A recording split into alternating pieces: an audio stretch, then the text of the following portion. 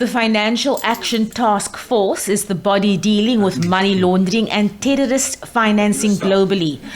In its annual report tabled before Parliament, the NPA says since the FATF's greylisting of South Africa, more efforts are being made to step up on complex money laundering cases and updating the counter-terror financing strategy. Analysts say a lot of the corruption in this country is not necessarily about transnational illicit financial flows.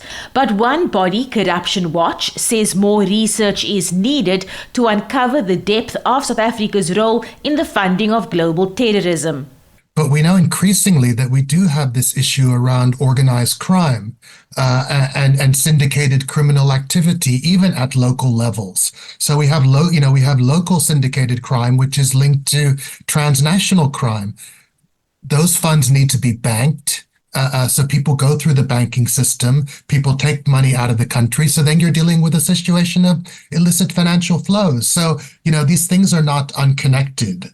Corruption watchdog Accountability Now says even though links with global terrorists is not necessarily a big problem for this country, South Africa is going to have a tough time convincing the FATF that it is in a position to deal with corruption. But very often, corruption involves money laundering. Corrupt people don't keep their money at home where the authorities can easily get it back. They launder it and get it offshore. This sort of activities are a spin-off of corruption and they involve money laundering. So it's that aspect that is much bigger on my radar than the limited terrorism financing that does go on in South Africa.